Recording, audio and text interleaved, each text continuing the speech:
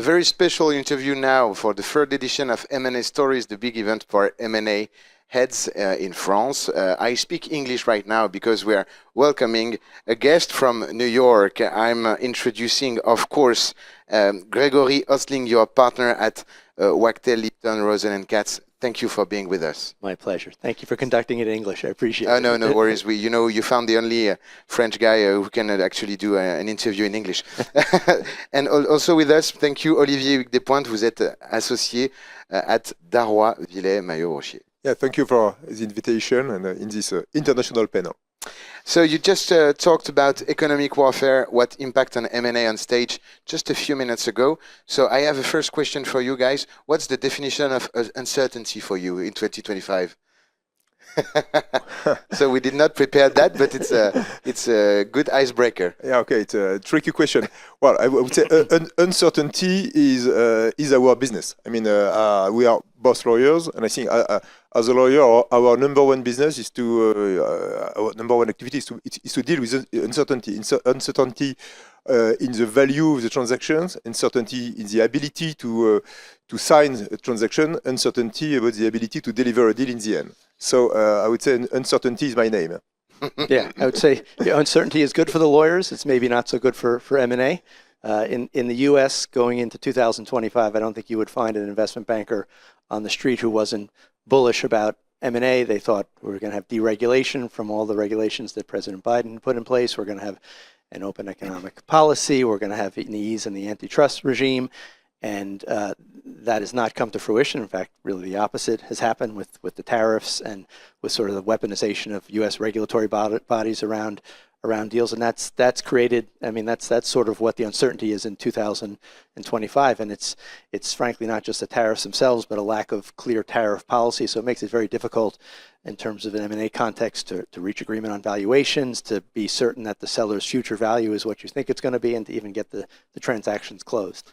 And it's not going to stop because I think it's a leadership style also. Uncertainty, it can be anyway, and it's not very hard. It's not very easy to understand where we go. And I think for M&A, because M&A, even if we have two elite lawyers from M&A in France, in US today, uncertainty frees the market. It's very hard to make decisions, to know where we want to go. We already heard that now it's time for carve-outs and refocus on core business so that we can manage the top line and being able to handle the leverage we have on the company right now and things like that.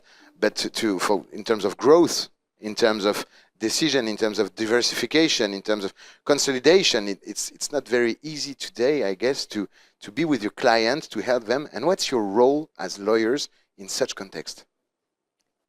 Well, we have, it's sort of the same role it's always been, but it's become more intense. To get a transaction done in the current climate, it takes a lot more creativity than it had in the past. And as you said, I think our current administration takes a philosophy of breaking things and then fixing them after. And so sort of managing a client through the uncertainty that requires is important. And I think there are lots of places where we have an enhanced role. In terms of valuation, it's very difficult in a climate where there's uncertainty for a buyer and seller to reach agreement on valuation. So we're seeing more creative transaction structures to kind of get around that question, including more stock-for-stock mergers. And particularly if you have companies that are in the same industry, you only have to decide at that point what's the relative valuation between the companies as opposed to what's the absolute valuation of the combined company. So we're seeing that. We're seeing a lot more activity in the due diligence front to be more prepared. Buyers trying to understand not just the seller's business, but kind of the sources of the business. What are the customer and supplier relations? What are the outputs and inputs of the business? And where might there be tariffs in that? And if there aren't tariffs now, again, we wake up every morning and there's something new. What plan does a seller have in place that if there were tariffs to shift manufacturing or change customers or change suppliers? So there's lots of places for lawyers to add value in this kind of climate. I would say that we were talking about economic warfare, and you remember that Clausewitz said that in war you have fog, so you have to fight in the fog of war, brouillard de la guerre. And as advisors, our role is to try to give some a little bit of clarity to help clients go through an M&A transactions. Many clients are not completely used with M&A transactions. For some of them, it's a first time they do a significant transaction, and they want clarity. And first, we need to help them to try to have clarity, but also we need to be flexible because you don't always have clarity. So you need to be very flexible, very prepared to help them go through any unexpected situations. In a takeover, which is supposed to be smooth, you have an interloper. In an M&A transaction in a pretty quiet sector, you have investment control difficulty. Antitrust that was supposed to be okay, in fact you go to phase 2 because something happened. You face political sensitivity, you need to find the right person, the right angles to try to deal with that. So I think this is where we have an added value. So trying to help our clients go through this uncertainty and also facing some constraints that we have in our regulations that make it difficult to deal with uncertainty. Yeah, I agree. I mean, I think it's a lawyer's job in a transaction to certainly help the parties understand the risks and allocate them as they're known. But in a time of uncertainty, there are lots of risks that we don't know.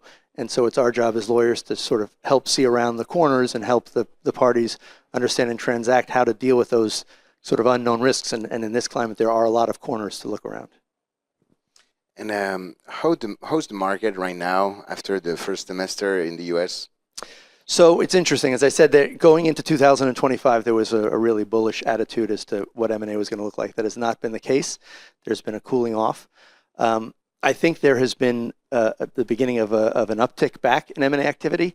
I think the best rationale for that would be that I think there are a lot of companies out there who've been waiting to do a transaction and are just sort of saying, well, this is the new normal. Uncertainty is how we're going to live for the foreseeable future. We need to get this deal done, so we're going to be creative and find a way to do it.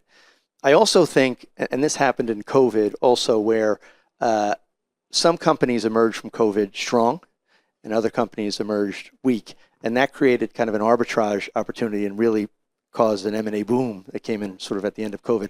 I think we may see the same here, which is when, hopefully it's not if, but when this uncertainty settles down, I think we will also see a resurgence because there will be still companies who were afraid to put their toes in the water in this kind of climate and are ready to do a deal as soon as things look clearer.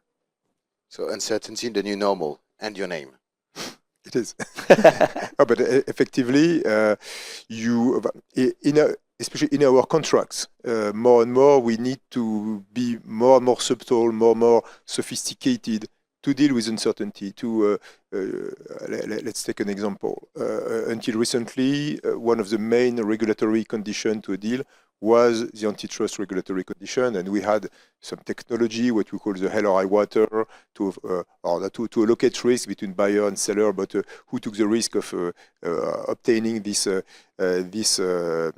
commitment, this consent, and which commitment the party took to try to obtain this consent. Today, we also need to deal with FDI, Foreign Direct Investment Control. Much more subtle. We are much less at ease in predicting what could happen. We are much less at ease with predicting what could be requested from the authorities, being the CFIUS in the US or the French Ministry of Economy. And some transactions, like we have seen with Safran, when they try to purchase from a US company, mainly French group, Collins Aerospace, with an Italian entity, small entity, and they faced an FDI difficulty in Italy. I'm pretty sure they did not totally anticipated that. It would have been difficult to do. And so we need to be all the more sophisticated to deal with that. And also our clients need to understand that the good old days are over and that they need to enter into certain processes where the duration, the cost, the commitments could be a little bit unforeseeable at the beginning. Yeah, I think that's an excellent point. I think we're seeing increased nationalism and protectionism in terms of M&A across the globe, with countries one-upping themselves. And traditionally, the restrictions in foreign direct investment in countries were around national security.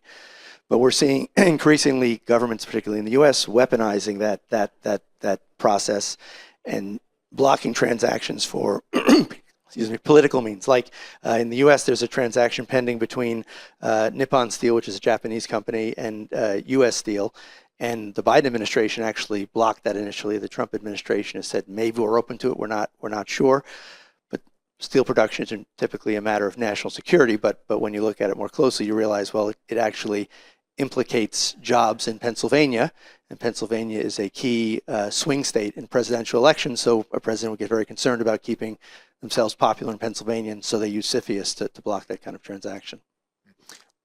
Maybe one conclusion in this respect, also keep in mind that for all the M&A activity which is fueled by investment funds, PE funds, this new world makes it also difficult to predict the outcome, the exit. Today, for certain assets, you have to wonder from the beginning, will I be able to find an easy exit with a full array of potential buyers, industrial or PE buyers, for certain activities, because they are sensitive, or because they are not sensitive, but they could be sensitive in 2-3 years, because we know that the scope of the sensitiveness increases every year. So it's another uncertainty which could also affect the value, because when you are less certain to be able to have a very competitive exit process, you may want to save a little bit of money at the beginning. And that's why maybe you don't have that much in France vehicles dedicated to defense. We don't have that much. I think 2, 3, 4 maybe. Yeah, absolutely. Because it's booming. The industrial ramp up is crazy. We will be with the channel at the Bourget on Monday. Maybe you will both be there also. But the ramp up is amazing. The orders are amazing. The top line for the next 10 years will be surely amazing. But not many PE funds in the industry in France. I think the difficulty with defense industry is that you have the announcements on day one, and because all these are very long-term businesses. Huh? Yeah. You know that orders have to be maintained for years and years. We know for, I'm sure, the Dassault, Thales, and other Safran will tell you that the order of day one is not the order 2 years later, and then you cancel orders. I think, especially in France, we have a number of industrial giants in terms of defense, but just below the tier 1, tier 2 subcontractors are in a less performing situation. Still, you have some investment funds sponsored by aerospace sectors who are in this business. Like captive funds. Or the TKOAs, things like that. But, or captive funds from Safran. We're in the U.S., and it goes beyond the defense industry, in that any industry that's somewhat dependent on government contracts is an industry that's in jeopardy, because it's being used again as a weapon by the current administration to punish companies that aren't doing what the administration likes. What is your message, dear Grégory, to all the French market that is listening to us right now concerning the difficulty to navigate in unrational from a legal and business perspective, because politics and geopolitics means unrationals on the business side can means that. What do you tell them? Yeah, it's a good question. And look, uncertain political winds are nothing new. Maybe it's a little windier than it used to be, but I think there are ways to get deals done. You have to have the right advisors, but you need to be creative, and you need to think about what's coming around the corner, and you need to engage in whatever you put in a contract between parties only goes so far. So careful diligence is really important. And on the regulatory front, engaging early. On the CFIUS front, for example, which is our foreign direct investment regulatory process, it's an executive level decision. So it's not really something you can appeal in the court later. It's kind of a final decision for all respects. But this administration has shown itself to be transactional, which is good. So starting that process early and having those discussions early, you can often reach some sort of a resolution where you can get your deal through. The big word: be prepared, anticipate, and make sure you read well your due diligences and take a look at what's coming around the corner. Thank you very much, Grégory E. Osling from Wachtel, Lipton, Rosen, and Katz for being with us today. Thank you very much for having me. Thank you, Olivier Hugues Despointes. Thank you very much. Darrois. Thank you very much. Always a pleasure. Merci à vous de nous avoir suivis. La suite de vos programmes dans un instant sur Bismart.